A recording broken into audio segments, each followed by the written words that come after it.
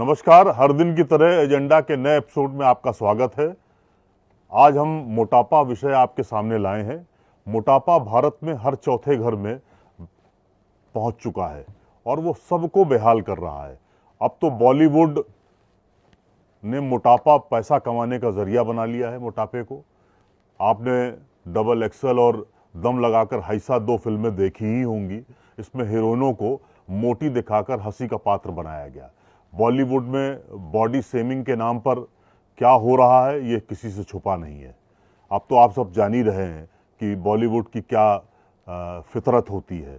मोटापा diabetes, thyroid, depression, heart disease, थकान, कमजोरी, हाई ब्लड प्रेशर और आर्थराइटिस, न जाने कितनी बीमारियां आपको देता है। तो हमको अलर्ट होने का वक्त आ गया है।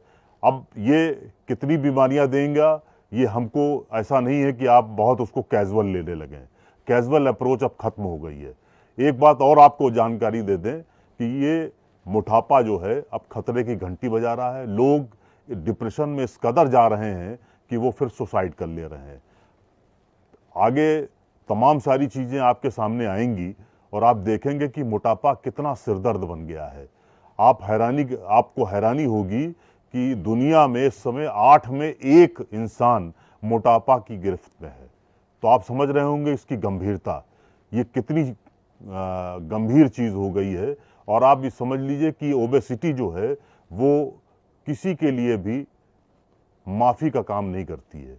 इस बात को समझना होगा, आपको गंभीरता से समझना होगा। ये कैजुअल अप्रोच जो है वो आपको बंद करनी पड़ेगी। हम इस पर आज व्यापक चर्चा करेंगे। हमारे साथ 2 नामचीन डॉक्टर होंगे।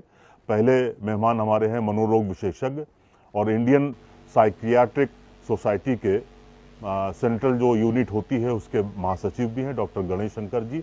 और हमारे साथ दूसरे मेहमान होंगे एंडोक्रोनोलॉजिस्ट डॉक्टर प्रसून रस्तोगी जी। तो पहले हम डॉक्टर साहब के पास जा रहे हैं क्योंकि कुछ चीज़ें होंगी। डॉक्टर साहब आपको एक नज़ारा भी दिखा रहे हैं। हम अपनी एक खास रिपोर्ट भी आप वानगी के तौर पे आपको दिखा रहे हैं ताकि आप ये गंभीरता समझ लें कि लोग कैसे सुसाइड कर रहे हैं। और आप चूंकि सुसाइड के फील्ड के सबसे मास्टर आदमी हैं तो हमें ये लगता है कि आप ये रिपोर्ट देखेंगे तब इसकी गंभीरता समझ में आएगी। एक रिपोर्ट, खास रिपोर्ट आपके सामने पेश है।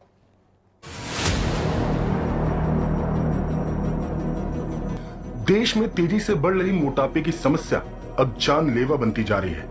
मोटापे को लेकर तनाव के चलते युवा अब मौत को गले लगाने लगे हैं। पहली घटना मैनपुरी के किशनी थाना क्षेत्र के गांव जवाहरपुर की है। यहाँ की रहने वाली 45 वर्षीय शकुंतला देवी थायराइड बीमारी से ग्रसित थी। उनका वजन लगातार बढ़ रहा था। चलने फिरने में लाचार शकुंतला ने फांसी लगाकर खुदकुशी कर ली। उनका पति और पुत्र दोनों नौकरी करने गए थे। तभी बीते रविवार को शकुंतला ने घर के कमरे में लगे कुंडे में फंदा लगाकर जान दे दी। महिला की मौत के बाद घर में मातम छाया हुआ है। वहीं दूसरी घटना तो और भी हृदय विदार है।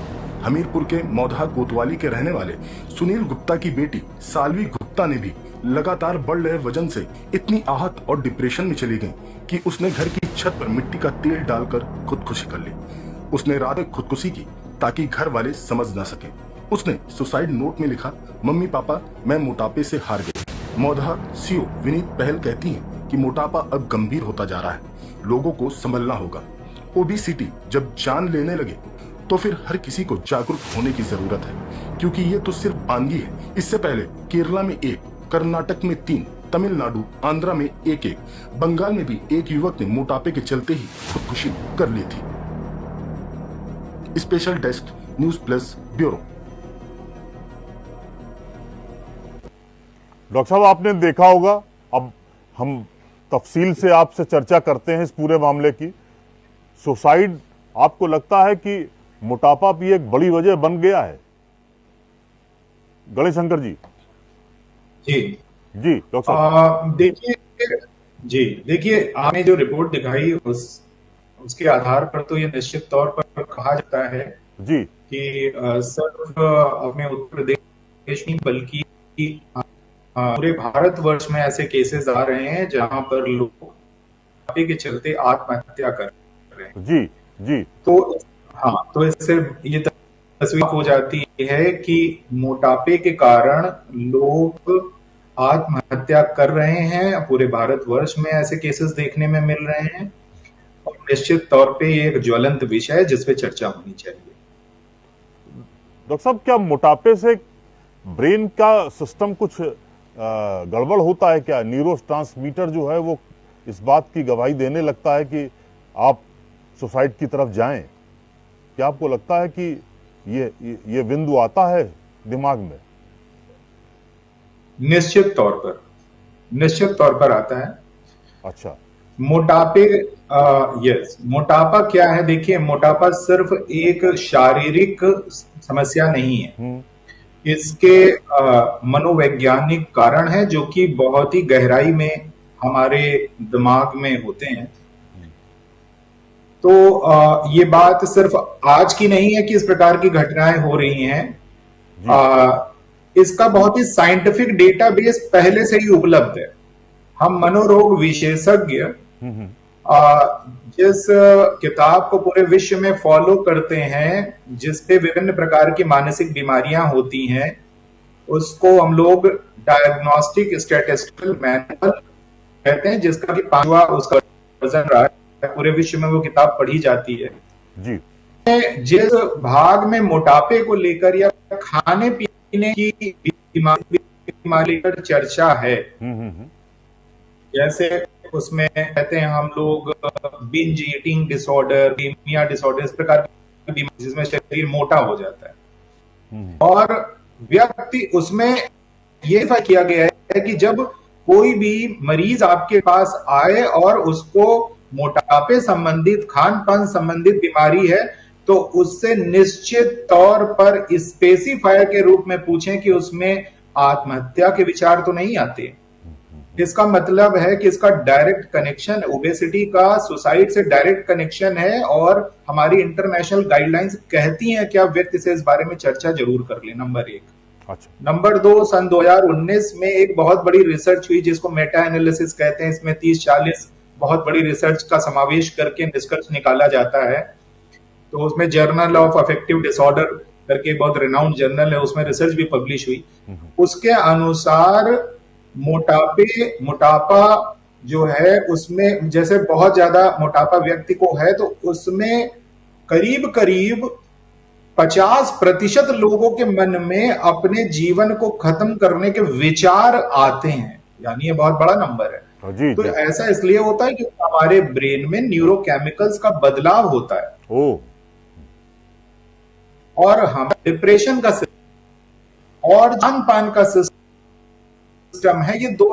जैसे माने कि अगर किसी के घर में कोई मृत्यु हो जाती है, दुख भरी खबर होती है, तो सबसे पहला प्रभाव क्या पड़ता है? आदमी खाना नहीं खाता जी।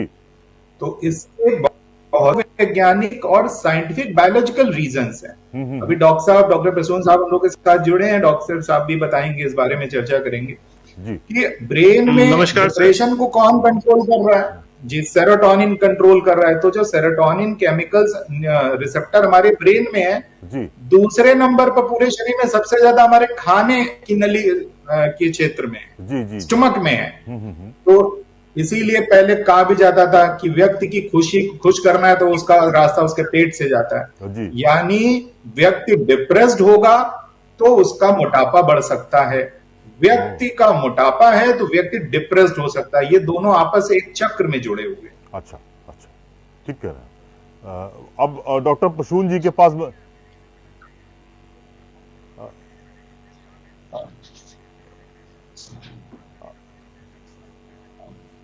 आप ही से डॉक्टर साहब बात करेंगे।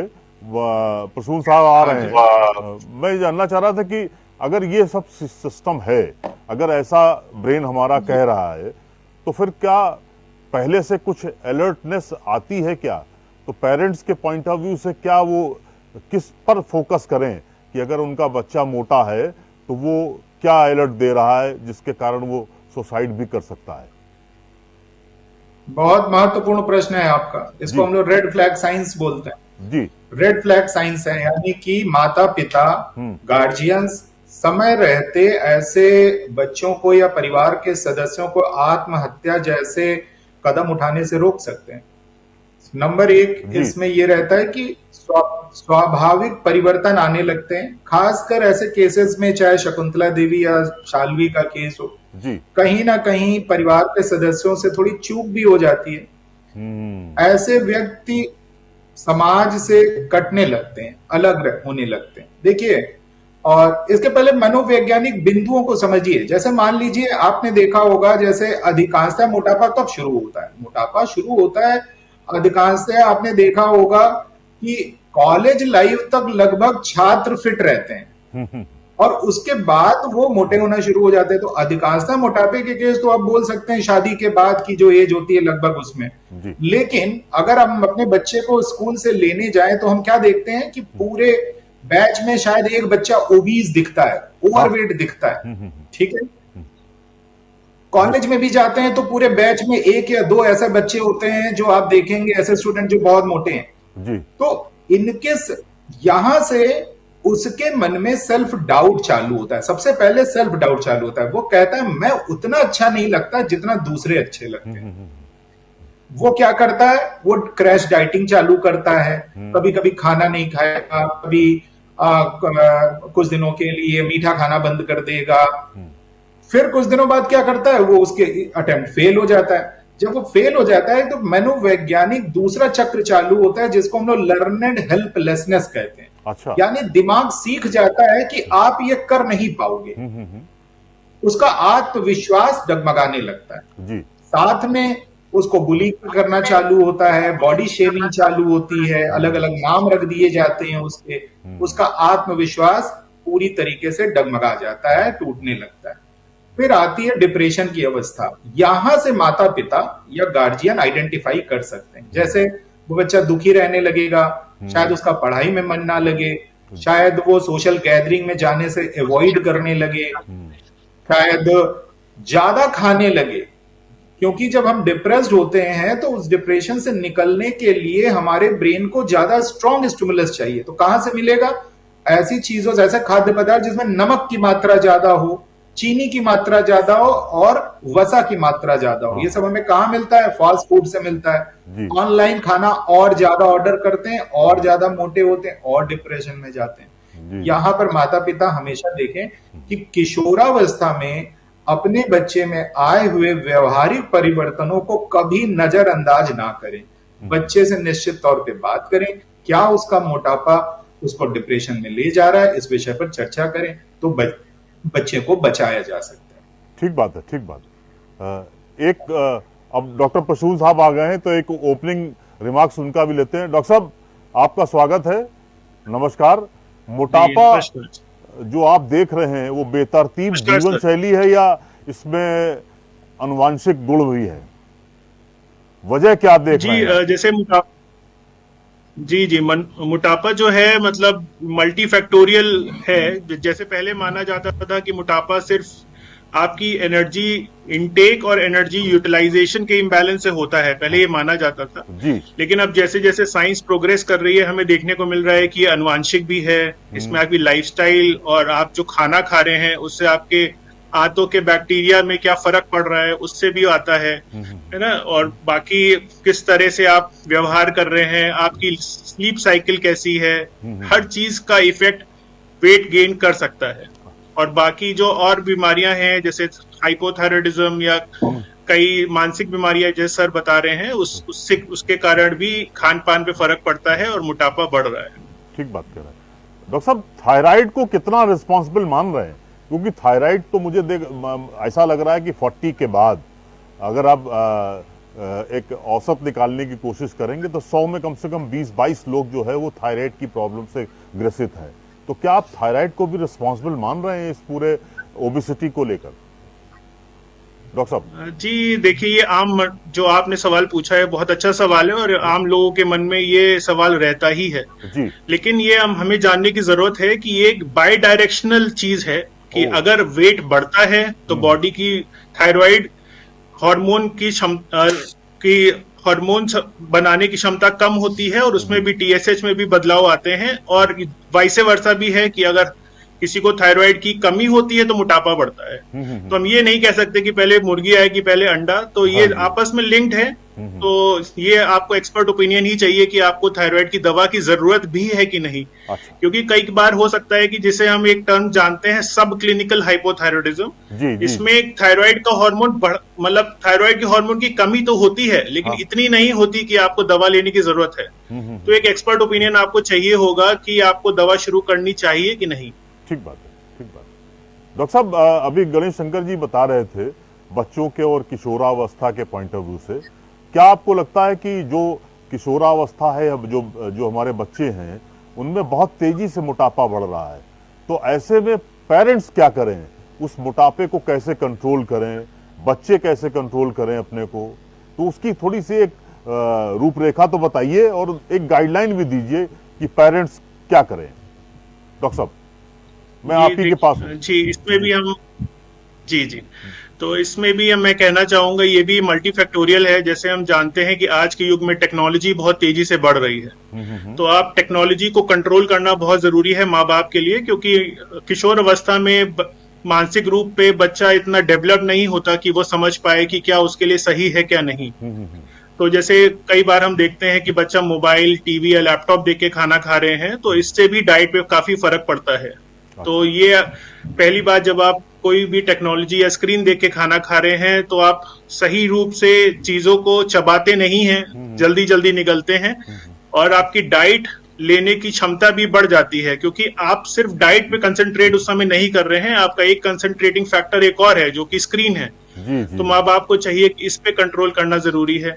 दूसरा जो कंट्रोल करना है वो है पैकेज्ड फूड, जो कि हम देख रहे हैं आजकल के दौर में ये बढ़ता ही जा रहा है। हम जैसे टेक्नोलॉजी बढ़ रही है, हम हर चीज पैकेज्ड खाने लगे हैं, हर चीज पैकेजिंग हो रहा है, और ये जानने की जरूरत है कि पैकेजिंग में कुछ ऐसे एंडोक्राइन डिसरप्टर मॉलिक्यूल जिसे बोलते हैं जो कि आपके हार्मोनल लेवल पे भी फर्क लाते हैं। अच्छा। तो ये मॉलिक्यूल रिलीज होते हैं जो पैकेज्ड फूड मटेरियल, पैकेज्ड जो मटेरियल है उससे रिलीज होते हैं, जो प्रिजर्वेटिव्स डाले जाते हैं उससे रिलीज होते हैं। तो जितना पैकेज्ड फूड आप ले रहे हैं उतना आपका वेट गेन की क्षमता और हार्मोनल इम्बैलेंसेस होने की संभावनाएं बढ़ती जा रही हैं। तो माँ बाप को चाहिए कि इस पे भी वो कंट्रोल करें।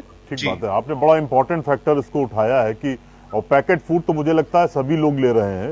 एक डॉक्टर साहब, आप दोनों लोगों से सवाल है कि आप बड़े बड़े शहरों में, हमारे बच्चे यहाँ से चले गए, कानपुर से चले गए, लखनऊ से चले गए, बनारस से चले गए, या छोटे छोटे शहरों से चले गए, वो बड़े बड़े शहरों में जाके बेंगलोर में, गुरुग्राम में, मुंबई में और बड़े शहरों में काम, चेन्नई में, हैदराबाद में नौकरी कर रहे हैं और वहाँ जाके वो पैकेट फूड ही ले रहे हैं। ऐसे लोगों के लिए आपकी क्या राय होगी, और ऐसे लोग जो स्ट्रेस में रहते हैं, डॉक्टर साहब आप, गणेश शंकर जी भी, आप भी इस सवाल का जवाब दीजिएगा, जो स्ट्रेस, वहाँ केवल स्ट्रेस है उनके पास, फैमिली का कोई सपोर्ट नहीं है, केवल फोन पे ही फैमिली उनके सपोर्ट में रहती, ऐसे लोगों को आप क्या मैसेज देना चाह रहे हैं कि वो कैसे बचें, जो तमाम सारे हार्मोनल इम्बैलेंस हो रहे हैं उनसे कैसे बचें और इन बीमारियों से कैसे बचें? डॉक्टर साहब, पहले मैं गणेश शंकर जी के पास आना चाह रहा हूं, उसके बाद फिर प्रसून जी आपके पास। डॉक्टर साहब, देखिए, ऐसी जो परिस्थिति आपने बताई, इसमें मेरा ये मानना है जी कि व्यक्ति जब तनाव में होता है तो उस तनाव को कम करने के बहुत सारे उपाय होते हैं।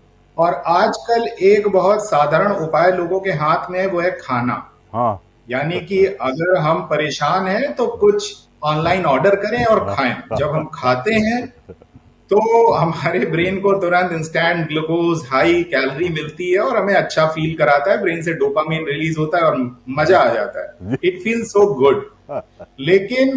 लेकिन यही कारण है कि जितना तनाव उतना खाने की या सॉफ्ट ड्रिंक्स पीने की हैबिट, और फिर जैसा डॉक्टर साहब ने बताया, लेना देना काफी हद तक कैलोरी इनटेक का।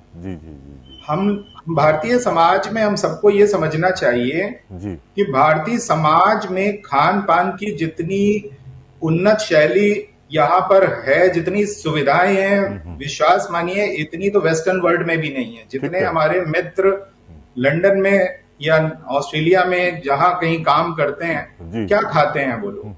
पैकेज फूड खाते हैं, खरीद के ले आते हैं, फ्रिज में स्टोर कर देते हैं, हफ्ते भर रखते हैं, फिर निकाल निकाल के खाते हैं। और हमारे भारत में, अपने समाज में ताजी सब्जियां, फल बहुत इजीली अवेलेबल है। तो अगर हम थोड़ा सा खान पान की शैली को व्यवस्थित करें और जाने कि हमारे पास खाना अच्छी क्वालिटी का उपलब्ध है, जी फ्रेश फूड अवेलेबल है, ना कि जैसा डॉक्टर साहब ने कहा कि पैकेज फूड की तरफ ही जाना है, ऑनलाइन ऑर्डर करना। तो ये जीवन शैली में थोड़ा सा बदलाव इंपॉर्टेंट है। साथ में बहुत सारे कार्यक्रम हुए हैं जहां मोटे अनाज को प्रमोट किया जाता है। जी अब ज्वार बाजरा इन सब चीजों से भी टेस्टी डिशेस बनती हैं। ऐसा नहीं है कि आपको मैदे की डिशेस खानी है तभी खाना टेस्टी बनेगा। तो मुझे लगता है थोड़ा समाज में जागरूकता की आवश्यकता है कि खाने को खाने के रूप में ही हम लोग लें, ना कि उसको बिल्कुल एंजॉयमेंट का एक तरीका बना दें। अच्छा, इसमें एक मनोविज्ञान भी हमें समझना चाहिए। मैं थोड़ा सा समय ज्यादा लूंगा। हाँ हाँ बिल्कुल बिल्कुल। खान पान का भारतीय समाज का मनोविज्ञान। जी देखिए, भारतीय समाज में अभी क्या हो रहा है, हम लोग गरीबी से थोड़ा अमीरी की तरफ जा रहे हैं। लगभग हर आदमी के पास पक्का मकान और खान पान की हाँ। भरपूर लगभग चीजें हैं। बढ़ रहा है, मतलब स्तर बढ़ रहा है। जी जी तो आप जरा सोचिए कि जब कोई गरीब घर परिवार का, मान लीजिए कोई व्यक्ति है, बड़ा स्ट्रगल किया, फिर उसकी नौकरी लग गई सरकारी जी जी या किसी प्राइवेट कॉर्पोरेट सेक्टर में वर्क करने लगा, सैलरी बड़ी बढ़िया है। जब पैसा आता है तो परिवार में सबसे पहले क्या बदलना शुरू होता है? सबसे पहला बदलाव जो होता है वो होता है कि आज पनीर खाएंगे, हाँ आज पनीर बनना चाहिए। तो हमारे भारतीय समाज में सेलिब्रेशन स्टार्ट होता है खाने से। खाने का बड़ा महत्व है। हाँ हाँ शादियों में खाना देखिए, कितनी तरीके का खाना, खूब सारा खाना। यानी जिसके पास जितना खाना वो उतना प्रॉस्पेरस। जी मैं कहूंगा ये जो कहीं ना कहीं हमें मोटापे की तरफ ले जाती है। जी तो जहां तक लगता है कि हम सबको अपने मस्तिष्क पे जितना कंट्रोल रहेगा, माइंड पे जितना कंट्रोल है, उतना सोच समझ के खाएंगे, मोटापे से बचेंगे, आत्महत्या से बचेंगे। ठीक बात है, ठीक बात है। डॉक्टर प्रसून जी, आपकी राय क्या है इस पूरे परिप्रेक्ष्य में? मैं एक टॉपिक वहीं से उठाता हूँ जहां सर ने खत्म किया। जी तो एक हम लोग जानते हैं, एक टर्म होता है डबल मैल न्यूट्रिशन। हाँ हाँ ये होता है तब जब जैसे सर ने बताया कि पहले जब खाने की कमी थी, जब उसको खाना मिलता है तो बॉडी एक अलग तरीके से रिएक्ट करती है। जी जी और स्पेशली जब आप अगर बॉडी की फिजियोलॉजी देखें किसी मतलब ऐसे इंसान की जहां पहले खाना कम था और अब खाना की प्रचुरता है, जी तो एक अलग लेवल ऑफ मैल न्यूट्रिशन देखने को मिलेगा। ठीक है। नहीं कि हर मोटा इंसान न्यूट्रिशनली फ्लरिश्ड है। हाँ हाँ तो ये जब जैसे हम ज्यादा खाने की तरफ बढ़ते हैं, वो भी एक मैल नरिशमेंट है। तो पहला तो फैक्टर ये है। जैसे आप पहले पूछ रहे थे कि हम मेट्रो सिटीज में मूव कर गए हैं, तब क्या जीवन शैली होनी चाहिए। देखिए, जैसे सर ने बताया कि इंडिया का इतिहास और इंडिया का खान पान हमेशा से बहुत रिच रहा है।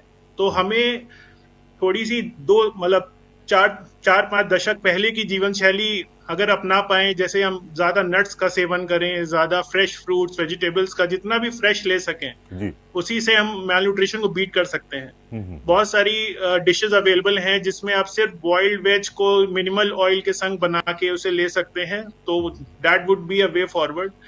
और हम लोग नट्स ले सकते हैं, इसमें आप मखाने, पीनट्स, आलमंड और कैश्यू ये सब इंक्लूड कर सकते हैं अपनी डाइट में, जिससे हम अपना न्यूट्रिशन भी बरकरार रख सकें और ये इजी मंचिंग भी अवेलेबल रहते हैं मार्केट। तो हम अपनी जीवन शैली इस तरह से मॉडिफाई कर सकते हैं कि हम ज्यादा से ज्यादा एंटीऑक्सीडेंट रिच फूड लें। जी जी और जैसे आप आज के दौर में सुन रहे हैं कि पानी में खीरा वगैरह डाल के बहुत फ्रेश और एंटीऑक्सीडेंट रिच वाटर आप पी सकते हैं। ये सब पुरानी ही जीवन शैली है जो हम आज अपना रहे हैं। जी जी तो इसी को अपना के हम लोग मैल न्यूट्रिशन को और ओबेसिटी को बीट कर सकते हैं। डॉक्टर साहब, एक आपसे थोड़ा सा सवाल। आप पेशेंट्स तो देख ही रहे होंगे, मुझे लगता है आ भी रहे होंगे आपके पास। आजकल सब्जियों में पेस्टिसाइड का इस्तेमाल बहुत हो रहा है, तो आपको लगता है एंडोक्राइन सिस्टम क्या ऐसी सब्जियों के लगातार खाने से, क्या आपको पेशेंट का टर्नअप हुआ है क्या कि वो एंडोक्राइन सिस्टम उनका बिगड़ा है, वो और तमाम सारी चीज़ें उनके साथ होने लगी हैं? क्या ऐसा भी आप देख रहे हैं क्या पेशेंट के पॉइंट ऑफ व्यू से? देखिए, अभी टेक्नोलॉजी इतनी एडवांस नहीं हुई है जी। कि हम सिर्फ पेस्टिसाइड या जो भी खाना हम खा रहे हैं उसकी मात्रा को क्वांटिफाई करके बता सके कि इसका कारण ये है। जी लेकिन जो हम दशकों में चेंजेस देख रहे हैं पिछले 10, 20, 30 सालों से, जी अब जो मतलब जो क्वालिटी ऑफ फूड और जो एंडोक्राइन डिजीजेज जो उभर रही हैं वो they are totally unheard of. पहले कभी ऐसा बहुत कम मात्रा में होती थी, लेकिन अब क्योंकि इतने ज्यादा पेस्टिसाइड और इतने ज्यादा हम लोग सिंथेटिक मटेरियल रिच फूड्स लेते हैं, तो वो ग्रेजुअली चेंज हुआ है। लेकिन कोई एक पर्टिकुलर मॉलिक्यूल को या कोई एक पर्टिकुलर पेस्टिसाइड को हम टारगेट करके नहीं बता सकते, क्योंकि उसे क्वांटिफाई नहीं किया जा सकता। ठीक बात है। लेकिन ऑब्वियसली जितना ऑर्गेनिकली ग्रोन फूड हम लें, जी एक पहले कॉन्सेप्ट हुआ करता था कि सब लोग अपना अपना अनाज, अपना सब्जियां खुद उगाते थे। हाँ हाँ हाँ तो अगर हम लोग ये अपनी जीवन शैली में ला सकें कि जितना ऑर्गेनिक,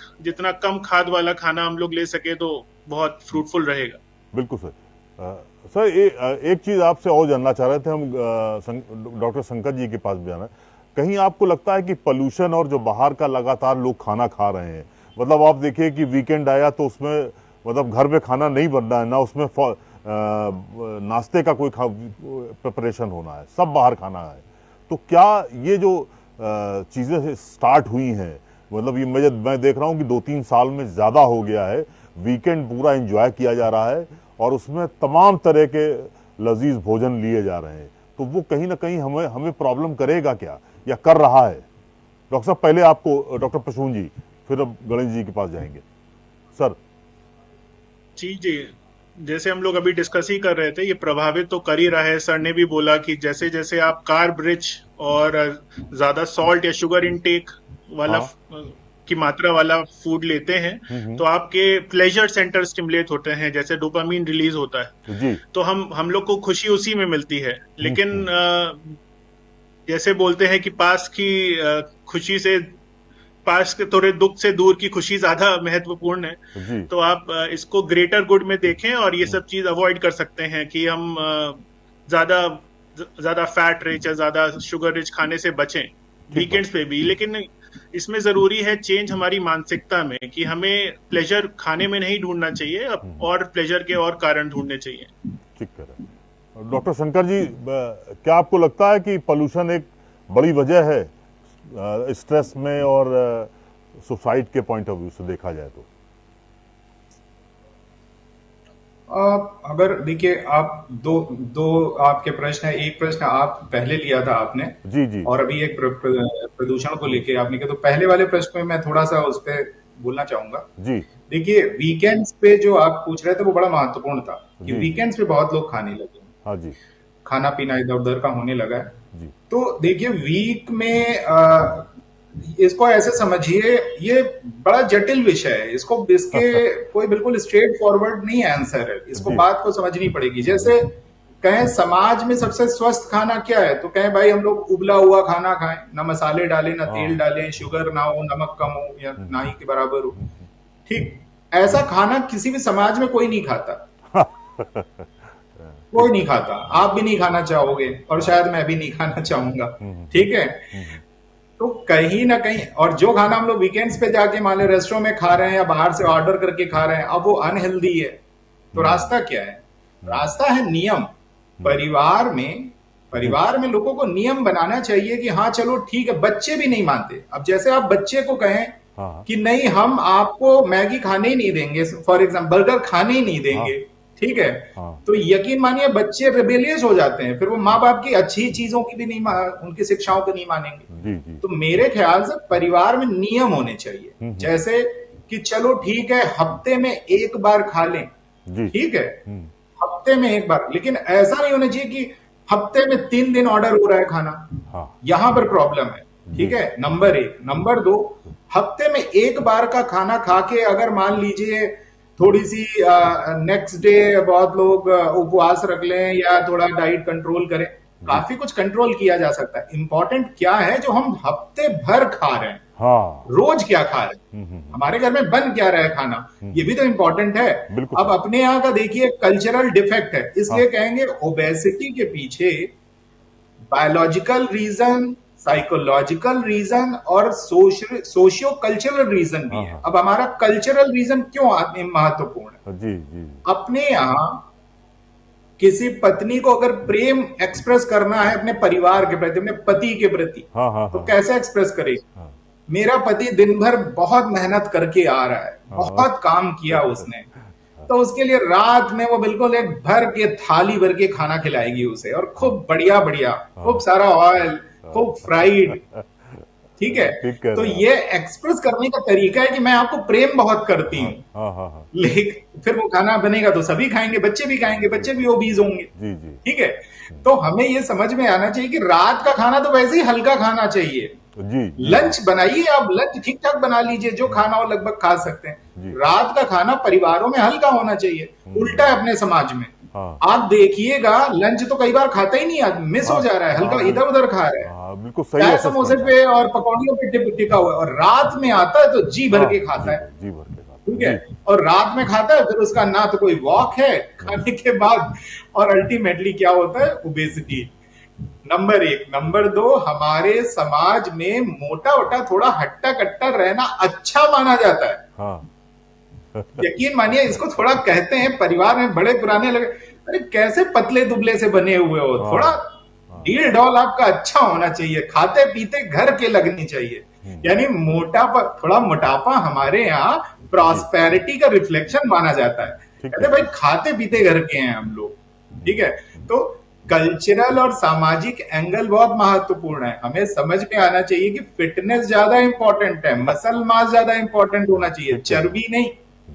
ठीक, रही बात पोल्यूशन का, एक आपने प्रश्न पूछा, जी जी तो पोल्यूशन सिर्फ बाहर का ही पोल्यूशन क्यों, मस्तिष्क का भी पोल्यूशन। हाँ हाँ हमारा दिमाग एवरीडे पोल्यूट हो रहा है, और हमारे दिमाग को पोल्यूट करके खूब बिजनेस जनरेट किया जा रहा है।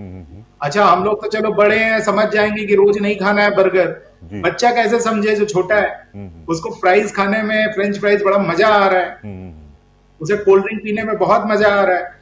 तो बहुत मार्केटिंग स्ट्रेटजीज हैं जो बच्चे को, ब्रेन को कंटेमिनेट कर रही। तो मैं तो psychological pollution is more important in my personal opinion, which is the reason behind this obesity. खाने पीने की जो गड़बड़ आदतें हैं, जो मोटापा है, उसमें मानसिक प्रदूषण भी बहुत महत्वपूर्ण है। आपने बड़ी इंपॉर्टेंट बातें कही है। नहीं डॉक्टर साहब, मैं अब प्रसून जी के पास जाना चाह रहा। प्रसून जी, कुशिंग सिंड्रोम एक मोटापे का रीजन हो सकता है, लेकिन स्टेरॉइड वाली जो दवाइयां लगातार लोग ले रहे हैं ओवर द काउंटर, क्या ये भी एक वजह है? कुछ लोगों में आप देख रहे हैं क्या? तो ऐसे लोगों को ओवर द काउंटर जाके इस तरह से दवाइयां ना खरीदें, स्टेरॉइड की दवाइयां बिना डॉक्टर के सलाह के आप बिल्कुल न लें। मेडिकल स्टोर का संचालक जो है वो कह देगा तो आप ले लेंगे, ये सब इस पर अवॉइड, ये इस पे क्या गाइडलाइन लोगों को क्या होनी चाहिए लेमैन की तरह, अगर हम किसी को बताना चाहेंगे? प्रसून जी, आपके पास।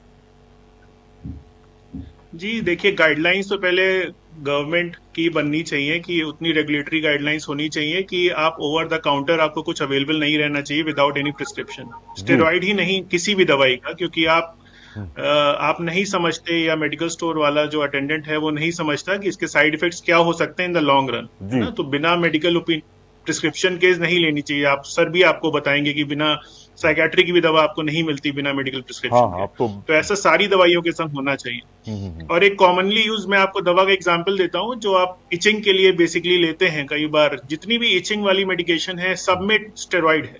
अच्छा, सब में तो है? अगर आप इन द लॉन्ग रन लगाते हैं, जी ऑलमोस्ट सब में है, जो आपको ओवर द काउंटर लिखते हैं, एक्सेप्ट जो आपको मेडिकल प्रिस्क्रिप्शन मिलता है उसके अलावा।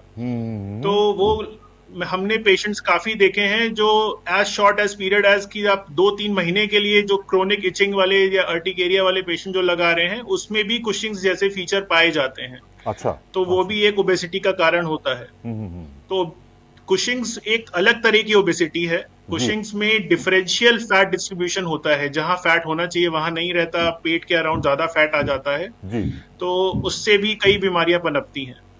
तो ओवर द काउंटर स्टेरॉइड्स हैं और भी कई दवाइयां हैं जिनके साइड इफेक्ट्स हैं और ओबेसिटी हो सकती है। जी जी, बिल्कुल बिल्कुल सही कह रहे हैं। और डॉक्टर साहब, क्या एसजीपीजीआई ने न्यूक्लियर मेडिसिन पर थायराइड को लेकर एक एक्सपेरिमेंट किया है, बहुत सारे लोगों को फायदा हो रहा है, बहुत सारे लोगों को बहुत देर से फायदा हो रहा है।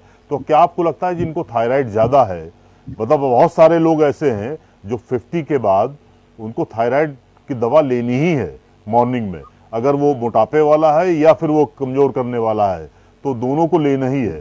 तो ऐसे में क्या न्यूक्लियर मेडिसिन कोई आप कारगर देख रहे हैं, या उसकी कोई, अगर वो ठीक भी हो गया है तो उसकी कितनी लाइफ है?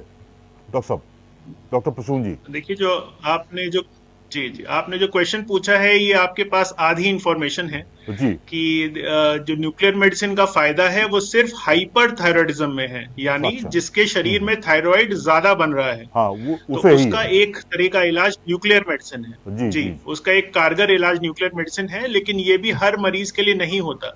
हाँ, डिफरेंट एजेस में डिफरेंट तरह का ट्रीटमेंट दिया जाता है। तो ये आपके फिजिशियंस, जो ट्रीटिंग फिजिशियन है, वो जज करने के लिए बेस्ट होते हैं कि आपको ये दवाई देनी है हाइपरथायरॉयडिज्म के लिए, जी न्यूक्लियर मेडिसिन का सहारा लेना है, सर्जरी करानी है।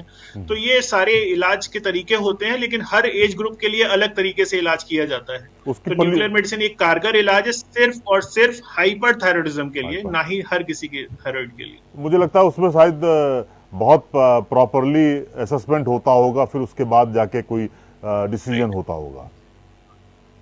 और डॉक्टर साहब एक वन साइज फिट ऑल वाला मामला नहीं है जी। ठीक।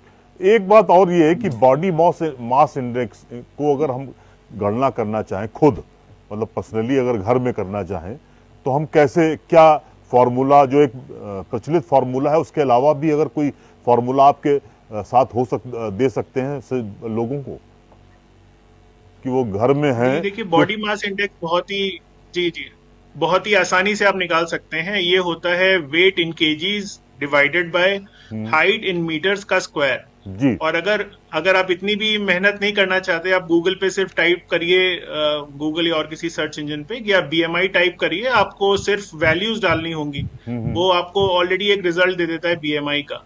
लेकिन मैं एक बात इसमें ऐड करना चाहूंगा कि बीएमआई सिर्फ एक तरीका है ओबेसिटी को क्वांटिफाई करने का, लेकिन ये पूरी तरह से कारगर नहीं है।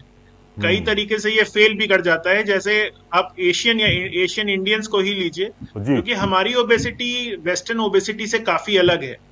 हमारी ओबेसिटी ज्यादा है विसरल फैट जिसे बोलते हैं, या पेट के अराउंड जो फैट होता है वो ज्यादा बढ़ता है एशियन ओबेसिटी में, रादर देन सबक्यूटेनियस फैट बढ़ता है अदर एथनिक, जैसे वेस्टर्न पॉपुलेशन है, कॉकेशियन पॉपुलेशन, उसमें वेट जो होता है वो बोन्स का ज्यादा होता है और सबक्यूटेनियस फैट ज्यादा होता है। तो वो दैट इज हेल्दी फैट। लेकिन जो बीएमआई, आप सेम बीएमआई के दो इंडिविजुअल ले लीजिए, एक हाइपोथेसिस भी आई थी, यूजू हाइपोथेसिस, अगर आप चाहें सर्च करना तो एक दो इंसान सेम बीएमआई के लिए गए थे, एक वेस्टर्न और एक इंडियन पॉपुलेशन का। तो उसमें देखा गया कि फैट अराउंड द वेस्ट किसका ज्यादा है, तो that was from the Indian. लेकिन तो हेल्दी फैट रहता है, हेल्दी फैट को डिफरेंशिएट करना अनहेल्दी फैट से बहुत डिफिकल्ट होता है बीएमआई द्वारा।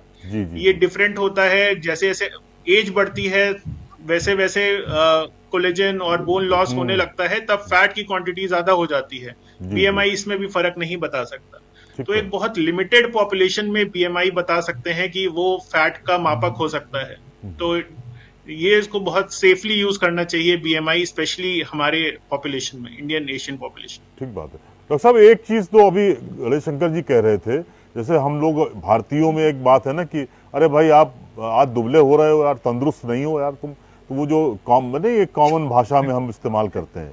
और ऐसे लोग जो बिल्कुल देखने में बहुत फिट रहते हैं और उन्हीं को हार्ट अटैक हो जाता है, या उनकी किडनी प्रॉब्लम आ जाती है, या उनको हाइपर टेंशन हो जाता है। तो इस तरह की प्रॉब्लम यूजुअली देखी जा रही है अब सोसाइटी में, और ये अब लगातार हो रहा है कि बहुत बढ़िया डांस कर रहे तो अचानक वो कार्डियक अरेस्ट हुआ और उनकी डेथ हो गई। बिल्कुल फिट आदमी था वो, बहुत जिम भी जा रहा था, सब सारी चीजें हो रही थी, ऐसा कहीं कुछ नहीं दिख रहा था कि वो इतना कमजोर है कि अंदर से वो कार्डियक अरेस्ट हो जाएगा। तो क्या डॉक्टर साहब ऐसे लोगों को, मतलब हम दोनों लोगों से आप जानना चाह रहे हैं, ऐसे लोगों को क्या सलाह है, वो क्या करें जीवन में, जो रिस्क फैक्टर एकदम प्रिवेल कर गया है सोसाइटी में, उसे कैसे कंट्रोल करें, उसको कैसे एसेस करें? ये आप दोनों लोगों से एक सुझाव जानना चाह रहे हैं सर। पहले प्रसून जी, फिर गणेश जी। प्रसून जी।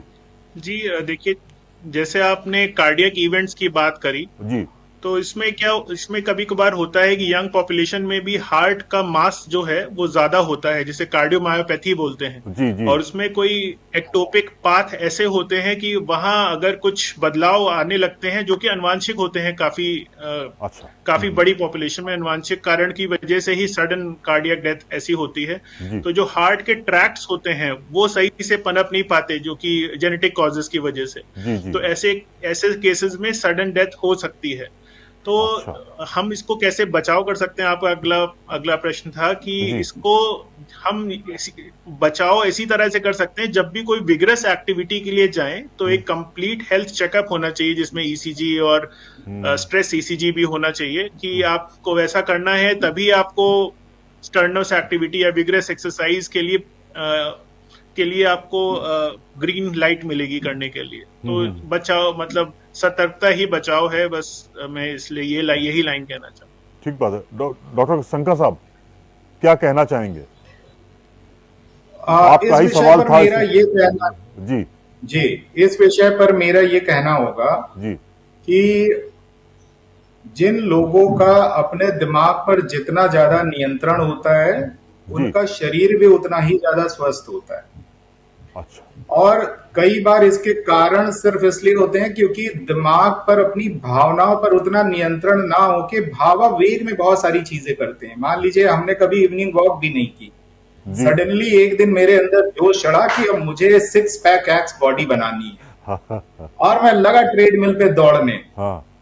और मैं कुछ भी गाइडलाइंस फॉलो नहीं कर रहा हूं कि मेरी बेसिक हार्ट रेट कितनी है, वो मैक्सिमम 2/3 लेवल से नहीं ज्यादा बढ़नी चाहिए। अब मान लीजिए कोई भी ट्रेनर मुझे साफ साफ बता सकता है कि सर जब आपकी हार्ट रेट 150 पर मिनट के ऊपर हो तो आप रुक जाइए, स्लो हो जाइएगा, उससे ज्यादा ना बढ़े। लेकिन भावावेग इतना ज्यादा दिमाग पर इतना चढ़ा हुआ है कि हार्ट रेट कब मेरी 180 पहुंच गई मुझे खुद नहीं पता। तो भावावेग बहुत इंपॉर्टेंट है। इमोशनल होके, मान लीजिए चाइल्डहुड से ही मेरे अंदर एक डांसर था, एक बार स्कूल में डांस परफॉर्मेंस हुआ था, मुझे फर्स्ट प्राइज मिला था। तब से मेरे अंदर का वो डांसर हमेशा कहीं ना कहीं कुलबुलाता रहता है। जी जी। लेकिन फिर नौकरी हो गई, शादी ब्याह हो गया और हम अपनी हॉबी कहीं भूल गए। फिर एक दिन किसी एक कार्यक्रम में या कहीं मैंने कोई मेरा प्रोग्राम, कई आजकल सेल्फी बना के डालते हैं, हिट हो गया, उसमें पता चला 50,000 व्यूज हो गए। सडनली मैं एक्सेस करने लगा। हाँ। मुझे इस बात की चिंता नहीं कि कब मेरी हार्ट रेट कितनी ज्यादा जा रही है। तो उसमें सडन डेथ के केसेस मुझे लगता है होते। साथ में जो बायोलॉजिकल जैविक कारण डॉक्टर साहब ने बताया, जैसे एबरेंट उसमें ट्रैक्स हमारे हार्ट में अलग अलग तरीके के होते हैं, तो वो कारण है। मुझे लगता है थोड़ा भावावेग में एक्सेसिव इमोशनल स्टेट में जाने से उसके नुकसान बहुत है। तो वो उससे बचना चाहिए, थोड़ा नियंत्रण रखना चाहिए। और ज्यादा जिमिंग एंड ऑल ठीक है, that's also good, but yoga is a very good practice. Yoga में स्पेशली हार्ट रेट बहुत ज्यादा नहीं बढ़ती है, बायोलॉजिकल कंजम्पशन ऑक्सीजन का उतना नहीं बढ़ता है जी। तो yoga is a very good alternative, yoga की तरफ लोगों को जाना चाहिए। ठीक बात है। डॉक्टर साहब, आप दोनों लोगों से सवाल है, सोशल मीडिया में आजकल ये चल रहा है कि रात में जब आप खाना कुछ भी खा लीजिए, लेकिन अगर आप 300 कदम चल लेंगे तो आप स्वस्थ हो जाएंगे। सोशल मीडिया में इसको लेकर तमाम रील डाली जा रही हैं, बड़े एक्सपर्ट्स आ रहे हैं, तमाम आयुर्वेदाचार्य भी अपना कमेंट कर देते हैं। वो हैं या नहीं है इसको आइडेंटिफाई कौन करेगा, कुछ नहीं मालूम है, लेकिन तमाम इस तरह के झोला छाप डॉक्टर भी अपना रील बनाने लगे हैं कि खाना रात में खाइए, चावल भी खाइए, दही भी खाइए, सब खाइए, जो प्रोबेटेड चीजें हैं वो भी खाइए, लेकिन आप 300 कदम चल लीजिए तो आपका खाना पच जाएगा और आप स्वस्थ रहेंगे। ये जो मिथ है सर, क्या ये वास्तव में सब फर्जीवाड़ा है या इसमें लोग फंस के अपने शरीर को बर्बाद कर रहे हैं?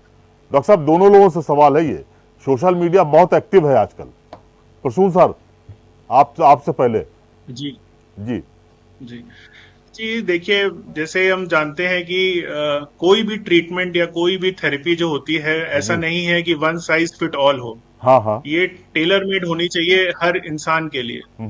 क्योंकि वही 300 कदम हो सकता है किसी जिम एक्सपर्ट के लिए 300 कदम कुछ भी नहीं है, उसको 3000 कदम चाहिए। जी। और वही जो अस्वस्थ, जो थोड़े वृद्ध हैं, उनके लिए 300 कदम भी ज्यादा हैं। और ये सिर्फ खाना खाने के बाद ही ये ऐसा नहीं करना चाहिए, और खाना खाने के तुरंत बाद तो बिल्कुल ही नहीं करना चाहिए, क्योंकि उस समय ग्लूकोज के लेवल्स इतने लेवल पे राइज नहीं करते हैं। तो जैसे सर ने भी बताया था कि एकदम से उत्तेजना सही नहीं है, जी। क्योंकि उससे कुछ ऐसे हार्मोन्स निकलते हैं, जैसे आप जानते होंगे एड्रेनलिन, नॉरएड्रेनलिन, ऐसे हार्मोन्स निकलते हैं जो आपकी हार्ट पे और बाकी सब कोशिकाओं पे ऐसा असर करते हैं कि सारा जो न्यूट्रिशन है वो मांसपेशियों की तरफ जाए। ओ।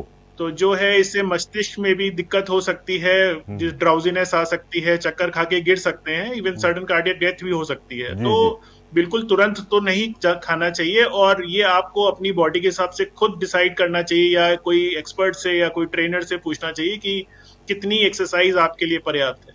तो ऐसा नहीं कर सकते कि 300 कदम ही एक रूल ऑफ थंब है, यही ब्रह्मास्त्र है और आपको इसी को ही फॉलो करना है।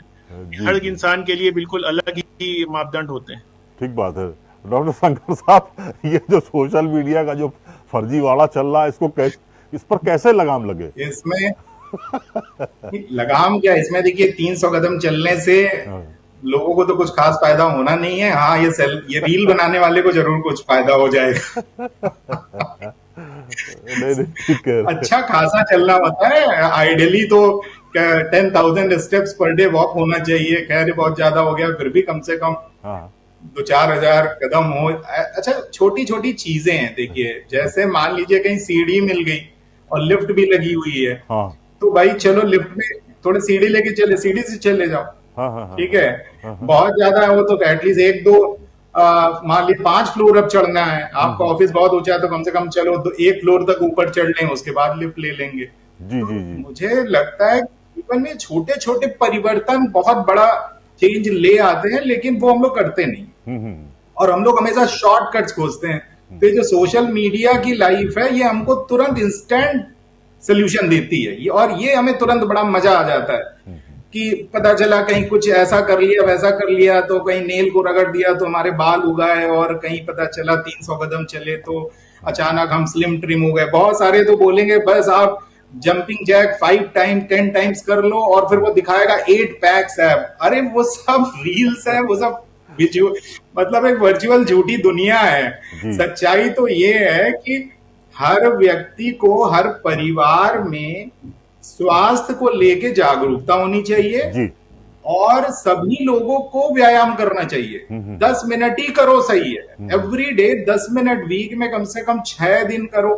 10 मिनट के लिए करो, घर में कुछ भी करो जी जी। सिटअप्स ही लगाओ। मैं तो अपने क्लिनिकल प्रैक्टिस में जानता हूं, अभी मैं ज्ञान दूंगा कि आप आधे घंटे व्यायाम करिए, कोई कुछ नहीं करेगा। नहीं तो मैं तो हाउसवाइफ जितने मेरे पास पेशेंट्स आती है, मेरे पास बड़ा सिंपल है। मैं कहता हूं आप मुझसे आज मिलके जा रहे हो, 1 महीने में मुझे ये बताना कि डॉक्टर साहब मैंने 10 बार उठा बैठक लगा कर दिया, कोई बड़ी बीमारी नहीं है। ठीक बात। 10 सिटअप्स करिए आप जी, ज्यादा मत करिए। और 10 सिटअप्स तो आदमी नहाने चला जाए, बाथरूम में खड़ा होके कर लेगा। ठीक है जी जी। तो 10 सिटअप से शुरू तो करिए आप। इतना भी नहीं करते लोग, तो इतना अगर हम करें तो ग्रेजुअली खुद ही मोटिवेशन आने लगेगा। हमारे ब्रेन में मोटिवेशन का बड़ा स्ट्रॉन्ग सिस्टम है। हम एक चीज थोड़ी ठीक करते हैं, अपने आप उसका मोटिवेशन आता है कि हम उसको और बेहतर कैसे करें। ब्रेन में एंडोर्फिन अपने आप रिलीज होते हैं। एक थोड़ी एक्सरसाइज करने के बाद क्यों इतना अच्छा लगने लगता है, ब्रेन में एंडोर्फिन रिलीज हो जाते हैं। तो हमें उस अच्छी जो फीलिंग है, उस अच्छी फीलिंग को नेक्स्ट टाइम पाने के लिए कम मेहनत करनी पड़ती है। ठीक है। तो I think we should bring the small changes in our life. No doubt sir, उससे भी काफी कुछ परिवर्तन आएगा। हाँ, ये 300 कदम वाला तो is bluff in my opinion. नहीं, प्रसून जी भी इस पर सहमत नहीं है, और ये खामखा की रील बन रही है और लोग परेशान भी हैं। मुझे लगता है कि इससे बचना चाहिए। सोशल मीडिया की किसी भी रील से या उसको फॉलो करने से आपको बचना चाहिए। ये आप लोगों का संदेश है। डॉक्टर साहब, मैं अब थोड़ा सा इसको समाप्त भी कर रहा हूँ। प्रसून जी से पहले से आपसे जानना चाह रहे थे, मोटापे को गुड बाय करने के लिए क्या खाएं और किस तरह की जीवन शैली का आप प्रयोग करें? मतलब ये सबके लिए है, चाहे वो बच्चा हो, चाहे किशोर हो, चाहे एडल्ट लोग हों। आपकी क्या सलाह है? लंबी भी हो सकती है, लेकिन ये एक बड़ा बड़ा विषय है और लोग मोटापे से परेशान हैं, चाहे वो महिला हो और चाहे वो पुरुष हो, दोनों ही लोग। तो मैं ये जानना चाह रहा था कि क्या खाएं और किस तरह की लाइफ स्टाइल रखें। डॉक्टर साहब। जी, मैं इसको सम अप करूंगा बहुत ही एक सिंपल एक एक लाइन में जी। कि आप सही खाएं, सही आदतें रखें जिसमें धूम्रपान और अल्कोहल ना हो। जी। आपकी लाइफस्टाइल सीडेंटरी नहीं होनी चाहिए, एक एक्टिव लाइफस्टाइल होनी चाहिए जिसमें सर ने बताया चाहे आप 10 ही मिनट व्यायाम करें या वॉक करें, आप बिल्कुल उससे शुरुआत करें और उसको धीरे धीरे बढ़ाना है कि आपकी बॉडी उसमें चैलेंज। जी। और चौथा जो कि लोग आजकल भूल जाते हैं, सही तरीके का नींद बहुत जरूरी है। हाँ। सही टाइम ड्यूरेशन नींद की बहुत जरूरी है और जी। सही समय नींद का बहुत जरूरी है। ऐसा नहीं करना है कि अगर आप रात में आप कुछ मोबाइल देख रहे हैं, कुछ कर रहे हैं, तो आपको दिन में वो नींद पूरी करने से वो आपको बेनिफिट नहीं मिलेंगे, जो कि सही टाइम पे सही सोने से नहीं मिलेंगे। क्योंकि हमारी बायोलॉजिकल क्लॉक हाँ। को अलाइन होना चाहिए, जो आपकी पेरिफेरल क्लॉक है, मतलब जो हमारी जी। नेचुरल लाइट है, लाइट डार्कनेस से अलाइन होना चाहिए, तभी बिल्कुल स्वस्थ लाइफ आप जी पाएंगे। ठीक है, आपने बहुत इंपॉर्टेंट फैक्टर जनता के सामने रखा है। मैं चाह रहा था कि क्या टाइम हो सकता है रात में सोने का, क्या टाइम हो सकता है? लोग तो बहुत कैजुअल हैं, वो कभी 12 बजे सो रहे हैं, कभी 2 बजे सो रहे हैं, और मोबाइल क्रांति ने तो सबको डिस्टर्ब कर दिया है। फैमिली में ही सारे लोग मोबाइल पे लगे हुए हैं, और कोई 12 बजे सो रहा है, कोई 1 बजे सो रहा है, कोई 2 बजे सो रहा है, और बहुत सारे लोग इंटरेस्टिंग फिल्म के चक्कर में सुबह 4-4 बजे सो रहे हैं। तो ये इस पर कैसे पाबंदी लगनी चाहिए? ये क्या थोड़ा सा इस पर सजेशन दे दीजिए, तो अगर आपको अपना फिट रखना है अपने आप को। जी। जी, देखिए, जो हमारी जो बायोलॉजिकल क्लॉक होती है उसमें कुछ हार्मोन्स के रोल होते हैं, जैसे कॉर्टिसोल, ग्रोथ हार्मोन। तो इन सब को अलाइन करते हुए आपको अपनी नींद प्लान करनी है। जैसे कुछ हार्मोन्स हैं जो आपके बिल्कुल लोएस्ट लेवल पे होते हैं रात 11 बजे के आसपास। हाँ। तो उस समय के आसपास आपको नींद ले लेनी चाहिए और कम से कम 6 से 7 घंटे की नींद होनी चाहिए जी। कि आप सवेरे 5-6 बजे के आसपास बिल्कुल फ्रेश महसूस करेंगे। आपको उससे ज्यादा सोने की जरूरत ही नहीं है। तो ये अच्छा। आपके इससे के सारे हार्मोन्स भी अलाइन रहेंगे और हाँ। आप बिल्कुल जो लेवल में रहना चाहिए, हर चीज आपकी बिल्कुल लेवल रहेगी, फ्रेशनेस रहेगी। बाकी और इससे ज्यादा की नींद की जरूरत नहीं है। और एक आफ्टरनून नैप भी एक बहुत इंपॉर्टेंट होती है, जिसमें जैसे शाम के 3-4 बजे के आसपास आपके हार्मोन लेवल्स बहुत कम होते हैं, स्पेशली कॉर्टिसोल। तो हाँ। वो आफ्टरनून नैप अगर आप ले लें, आप आधे पौन घंटे की nap is also good enough. तो अगर आप ये रूटीन फॉलो करते हैं तो आपके सारे हार्मोन बैलेंस में रहेंगे। नहीं, आपने बहुत इंपॉर्टेंट फैक्टर रखा है, क्योंकि प्रोफेशनल जितने हैं वो 3 से 4 या 4 से 5 के बीच में थोड़ा एटीज होते हैं। उनको लगता है कि थोड़ा सा हम रिलैक्स मूड में आ जाएं, और बड़ा बढ़िया सी आपने टिप्स दी है। अब हम गणेश शंकर जी के पास जाना चाह रहे थे। डॉक्टर साहब, स्ट्रेस, पूरी दुनिया स्ट्रेस से परेशान है और फैमिली भी स्ट्रेस से परेशान है। मोटापा तो एक पार्ट है, मोटापा भी दिक्कत कर रहा है। तो हम स्ट्रेस और अपनी लाइफ को कैसे बढ़िया बनाएं, क्या खाएं और क्या करें लाइफ में, कैसे फैमिली मेंबर्स को भी यही काम करना चाहिए, वो क्या आपकी गाइडलाइंस होंगी, वो प्लीज शेयर करिए जरा। नंबर 1 कि समाज में हम सभी को मानसिक तनाव पर बातचीत करनी चाहिए, जो कि लोग नहीं करते हैं। सभी लोगों को अवेयर होना चाहिए कि जो मानसिक तनाव है इस समय विश्व में महामारी के रूप में फैल चुका है, और मानसिक तनाव बहुत सारी शारीरिक बीमारियां भी पैदा करता है, जिसमें कि मोटापा एक बीमारी। जी। मानसिक तनाव को कम करने के लिए नियमित दिनचर्या बहुत महत्वपूर्ण है, व्यायाम महत्वपूर्ण है, खान पान ठीक ठाक रखना होता है, और इम्पॉर्टेंट होता है कि अगर हमारे परिवार में किसी सदस्य में कुछ व्यवहारिक परिवर्तन आए तो उसे संवाद स्थापित करें, जो कि हम नहीं करते। शायद अगर संवादहीनता न रखी जाती तो शाल्वी और शकुंतला जैसे केसेस को बचाया जा सकता था। नो डाउट सर, बिल्कुल ठीक है। यदि उनसे संवाद स्थापित होता कि बेटा, क्या तुम्हें इस मोटापे की वजह से निराशा हो रही है? क्या आपको कोई बच्चों को जिनका ओबीज है बच्चे, उनको बुली किया जाता है, क्या उनके बारे में पेरेंट्स पूछे कि कोई बेटा कोई आपको बुली तो नहीं करता है? और उनको ये समझाएं सिखाएं कि आपका शरीर का परफेक्ट फिगर होना ही सब कुछ नहीं होता है। मन का प्रसन्न होना, जीवन में एक परिपूर्णता होना बहुत महत्वपूर्ण है। जी जी। ऐसा बिल्कुल भी नहीं है कि अगर आप स्लिम ट्रिम हो गए तो जैसे बॉलीवुड में तो लगभग हर कोई बिल्कुल परफेक्ट फिगर का है, तो क्या सबसे ज्यादा मानसिक स्वस्थ व्यक्ति वहीं पर है क्या? ऐसा नहीं है। कितने सारे आत्महत्या, सुसाइड, डिप्रेशन, नशा सब हम लोग देखते हैं। तो शरीर का फिट होना महत्वपूर्ण है, लेकिन उसको लेकर ऑब्सेस्ड हो जाना गलत है। ठीक बात। हमें फिट होना चाहिए जी ठीक है जी। और जीवन की परिपूर्णता पे ध्यान दें। हो सकता है मेरा वजन नॉर्मल अपने मित्रों से थोड़ा सा ज्यादा हो, लेकिन मैं अपना कार्य बहुत अच्छे से करता हूं, मैं खुश रहता हूं, मैं एक हेल्दी लाइफस्टाइल अडॉप्ट करता हूं, एक अच्छी हॉबी डेवलप करता हूं। ये मुझे जीवन में कहीं ज्यादा संपूर्णता का अनुभव कराएगा, एक खुशी का अनुभव कराएगा, ना कि अगर मेरे सिर्फ 8 पैक्स एब्स डेवलप हो जाए या मेरा सिर्फ एक आइडियल बॉडी फिगर हो जाए। तो मुझे लगता है कि मानसिक और इन सब चीजों का जुड़ाव मन से है। जी। मन पे बहुत ज्यादा ध्यान देने की आवश्यकता है। शरीर पे ध्यान तो पूरे समाज का बहुत ज्यादा है, लेकिन मन पे ध्यान बहुत कम है। मन पे तो उल्टा हो रहा है कि मन पे ध्यान छूटता जा रहा है। कंट्रोल हमारे मन पे, हमारी भावनाओं पे, हमारे आदतों पे, हमारी सब चीज पे हमारा कंट्रोल कम होता जा रहा है। तो आपके कार्यक्रम के माध्यम से समाज में जागरूकता पैदा की जा सकती है कि हम सबको अपने मन पर नियंत्रण रखना चाहिए, इसकी प्रैक्टिस करनी चाहिए, इस बारे में ज्यादा बात करनी चाहिए। ठीक बात। और मोटापे को लेकर आत्महत्या करने की कोई आवश्यकता नहीं है। ये बहुत आसानी से ठीक किया जा सकता है, कंट्रोल किया जा सकता है। जी। किसी भी एक्सपर्ट से ओपिनियन लीजिए, यकीन मानिए कुछ ही महीनों की बात होती है कि शरीर सही अनुपात में आ जाएगा। आपको आत्महत्या जैसे आत्मघाती कदम उठाने की बिल्कुल भी आवश्यकता नहीं।